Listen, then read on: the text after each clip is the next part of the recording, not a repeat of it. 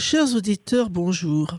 Nous avons la très agréable surprise d'accueillir ce matin un jeune auteur, un jeune historien dont je dirais qu'il est un véritable prodige.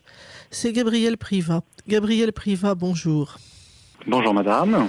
Vous êtes historien, professeur d'histoire, et vous avez commencé extrêmement jeune en publiant, vous étiez adolescent, la saga capétienne. Un ouvrage absolument remarquable qui, comme son nom l'indique, était une histoire de la royauté française. Et étant donné votre très jeune âge à l'époque, on restait totalement ébloui par la somme de connaissances que vous aviez recueillies, l'intelligence avec laquelle vous étiez capable de les mettre en ordre, de les exploiter, et un talent d'écriture précoce.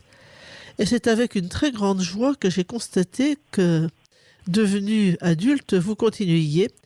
Et vous avez publié en quelques années 3 ouvrages différents, chacun en son genre, 2 romans historiques, si tant est qu'on puisse exactement les appeler comme ça, car c'est peut-être un peu plus compliqué, et un album pour enfants et adolescents, les contes de Noël de l'histoire de France, paru chez Artege, qui est tout à fait remarquable, parce que c'est un livre écrit, alors qu'aujourd'hui, pour la plupart, les ouvrages destinés à la jeunesse sont dans un charabia honteux et sans aucune articulation, sans aucune ossature. Et avec vous, on n'a pas ce genre de mauvaise surprise, c'est tout le contraire. Gabriel Privat, comment en êtes-vous arrivé si jeune à cette passion pour l'histoire de France ? C'est une passion effectivement très ancienne. On pourrait dire qu'elle est même venue avant la naissance, puisque ma mère, dans le cadre de ses activités professionnelles comme journaliste pour la jeunesse, mettait la dernière main à une petite histoire de France pour les enfants pendant qu'elle m'attendait. Et le livre, qui n'est plus aujourd'hui édité en librairie, le livre était dédicacé à un certain Gabriel. Alors les mauvaises langues pour s'amuser lui demandaient si c'était son amoureux, mais non, c'était son fils.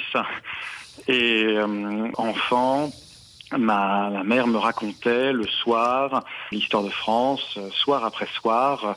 Au début de l'école primaire, j'étais assis sur ses genoux et voilà, de la préhistoire, nous avancions au fil des siècles. Alors je me souviens, ce n'était peut-être pas bon signe sur mes goûts à venir, je me souviens que après Napoléon, je lui avais demandé qu'on arrête parce que ça me semblait trop proche de nous, et plus assez historique, ce qui est un peu étonnant, mais enfin c'était ainsi que, à l'époque de mon jeune âge, je voyais les choses.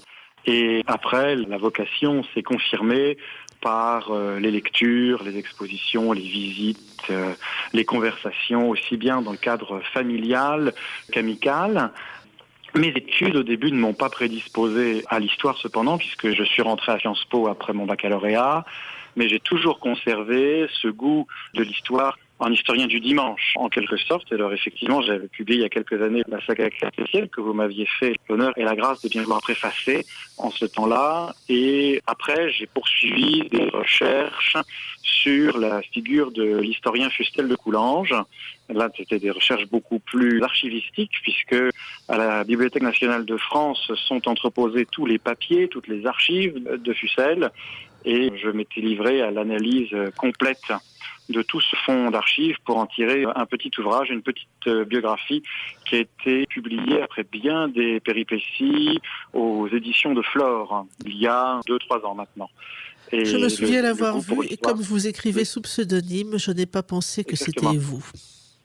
Et oui, tout à fait. Oui, c'est effectivement, il y a ce nom de plume, plus qu'un pseudonyme. D'ailleurs, je dirais effectivement que c'est vraiment un nom de plume, c'est-à-dire que je ne cache pas, et je ne cache jamais que Dubois et Privat sont la même personne, et ça me permet de distinguer les choses entre mes activités professionnelles, ma vie de famille, et puis ma vie d'auteur. Ça me permet alors pas de séparer, parce que c'est effectivement une seule et même personne, mais ça me permet de bien marquer les champs entre ces 2 domaines. Donc effectivement, il y a ce nom de plume. Et qu'est-ce qui vous a attiré chez Fustel de Coulanges, dont la renommée n'était plus à faire voilà 100 ans, mais qui a perdu un peu de son aura, probablement en partie pour avoir inspiré certains penseurs qui ne sont plus au goût du jour? Oui, je l'ai découvert, Fustel de Coulanges, un peu par hasard. Je l'ai découvert d'abord au travers de Philippe Ariès, dont je confesse d'ailleurs que je connais fort mal l'œuvre de Philippe Ariès, mais au détour de quelques pages, j'avais trouvé des citations et des références à Fustel de Coulanges qui m'avaient interpellé. Et puis, en effet, c'est en lisant, il y a très longtemps de ça, maintenant il y a plus de 15 ou 16 ans, presque 20 ans, en lisant Pour un jeune Français, qui est un essai que Charles Maurras avait écrit en prison. Il citait très abondamment de nombreuses pages de Fustel de Coulanges, et la limpidité du style historique de Fustel m'avait interpellé, appelé pour la deuxième fois. Et ayant terminé cet essai de Maurras, que j'ai rangé dans ma bibliothèque bien soigneusement, je me suis plongé dans des ouvrages de Fustel de Coulanges, et j'ai commencé par la cité antique, sans doute comme tout le monde, et puis ensuite par son histoire des institutions de l'ancienne France, et puis les articles qu'il a écrits dans la revue des questions historiques, dans la revue historique ou dans la revue des Deux Mondes, entre les années 1870-1889. On peut admirer chez Fustel de Coulanges ce style dont vous parliez à l'instant. C'était une époque heureuse où on ne reprochait pas à un historien d'avoir une belle plume. Oui, tout à fait. Tout à fait, et c'est très agréable pour le néophyte. C'est agréable aussi pour le chercheur, qui ne se trouve pas encombré dans sa lecture par un langage verbeux, soi-disant technique, soi-disant scientifique, qui est devenu l'apanage de certains historiens. Certains sont brillants, pas tous. Et je me demande parfois si ce n'est pas une manière pour ces historiens de régler leurs complexes par rapport à ce qu'on appelle les sciences dures, en ayant orné leur matière d'un langage technique pour initier, qui les coupe un peu de leur lectorat, justement, et c'est extrêmement dommage. Avec Fustel, on voit que l'on peut être un érudit de très haute volée, tout en étant compréhensible de tout le monde. Je me souviens avoir dit un jour à un ami qui m'avait envoyé un de ses livres, « Vous rendez-vous compte, cher Claude, que je ne comprends pas un mot sur 3 de ce que vous avez écrit ?» Et il m'a répondu, c'est normal, j'écris pour 4 ou 5 universitaires. Et je m'étais demandé pourquoi il avait publié. Oui, en effet, on peut se le demander. Alors, je voudrais revenir à vos ouvrages. Je pense que le 3e exil n'est pas votre premier roman. C'est peut-être le 2e. Je voudrais tout de même commencer par lui.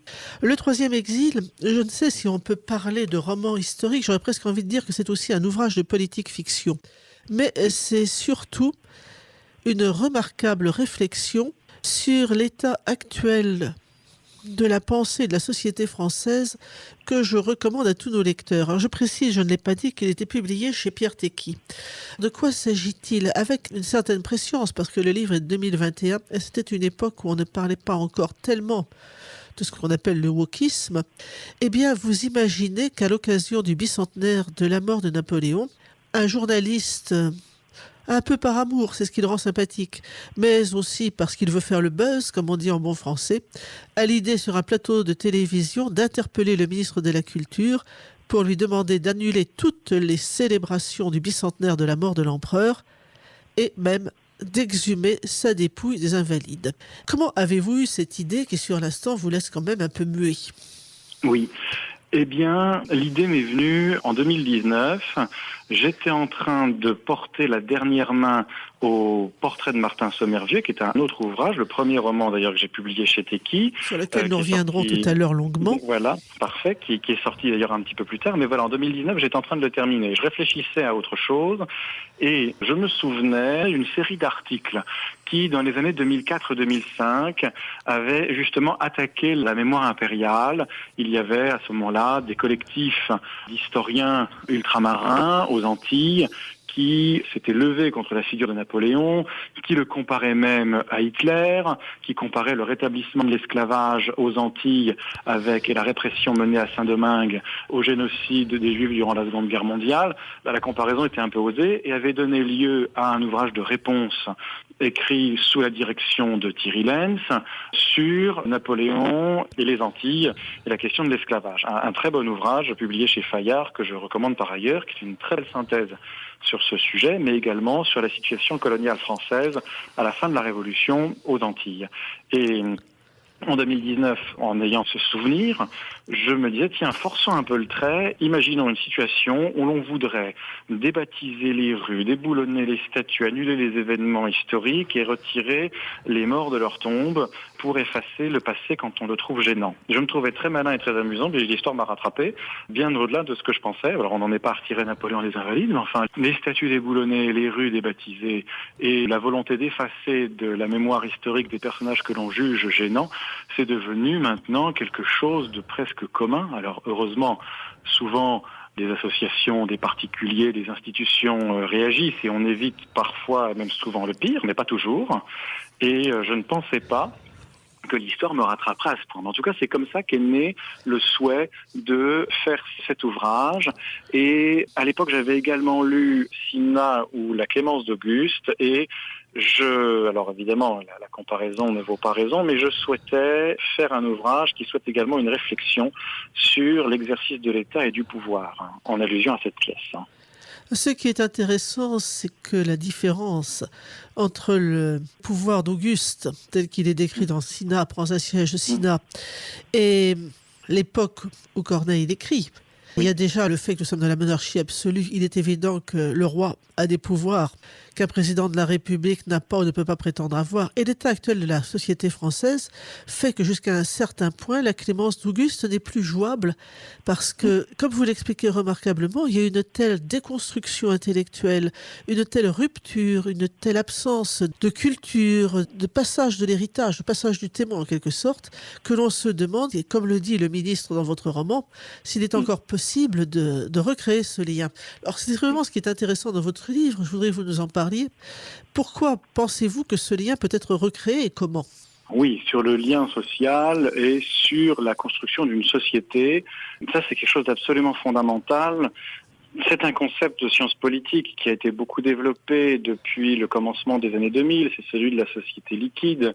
Des auteurs américains y ont consacré des études. La revue Études, la revue jésuite Études, y avait consacré quelques articles dans un dossier dans les années 2013-2014, je ne me souviens plus de l'année exacte. Et c'est le sujet du ministre de la Culture qui, en discussion avec son ami historien, lui dit effectivement, voilà, il n'y a plus de société politique, il n'y a plus de corps social organisé, il n'y a plus qu'un cri face à nous, qui est le cri de la masse, et donc on ne sait plus qui diriger.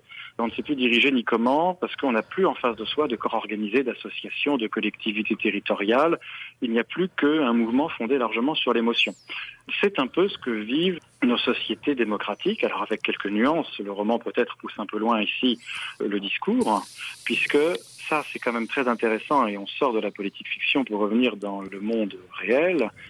La société dite liquide est une réalité et en même temps on observe que le goût, les aspirations des personnes pour fonder une famille quitte malheureusement à se séparer plusieurs fois dans l'existence, se heurter aux incohérences de leur propre choix. Mais leur goût pour fonder une famille reste quand même une aspiration vivace. Le goût pour fonder une association, se rejoindre dans des associations, s'attacher à un territoire, se retrouver dans un métier, dans une culture, tout ça reste des sentiments très forts chez les personnes qui malheureusement sont aussi prises dans leurs propres contradictions personnelles et se détachent tout aussi vite de ce à quoi pourtant ils aspirent. Ça, c'est la difficulté de nos sociétés démocratiques actuelles. Ce sont les déracinés de Barès, c'est depuis un certain temps déjà que ces choses-là se produisent et la République ne fait qu'aggraver le phénomène. Oui, tout à fait.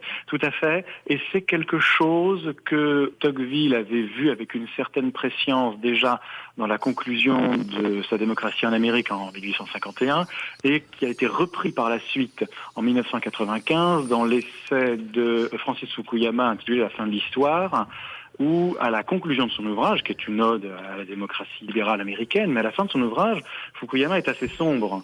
Et il note que, comme Tocqueville 100 ans plus tôt, plus de 100 ans avant, il note que le goût des sociétés démocratiques, en tout cas des populations des sociétés démocratiques, pour toujours plus d'égalitarisme, amène immanquablement à la déstructuration des corps sociaux, familles, associations, territoires, vieilles confréries, et que face à cette déstructuration du corps social, pour éviter que la vie des sociétés démocratiques ne devienne la guerre de tous contre tous, l'État est appelé à ce moment à se substituer à ces corps par toujours plus d'interventionnisme, toujours plus de normes. C'est ce que Tocqueville appelait, si je me souviens bien, j'ai peur ici de déformer son texte, la plus douce des tyrannies. Et Fukuyama y voit une sorte de dictature bienveillante qu'il redoute beaucoup parce que lui est pour des sociétés libres. Et il a peur, dans cet ouvrage de 95, qui semble par certains aspects se vérifier aujourd'hui, il a peur que, effectivement, la destruction du corps social amène, pour combler ce vide et éviter que nous nous entretuions, à une intervention de plus en plus pesante et pénible de l'État, jusque dans les moindres détails de la vie des gens. C'est bien et bien ce que nous sommes en train de voir se mettre en place, malheureusement. Chers auditeurs, nous nous retrouverons la semaine prochaine pour continuer à débattre de ce sujet passionnant avec notre invité.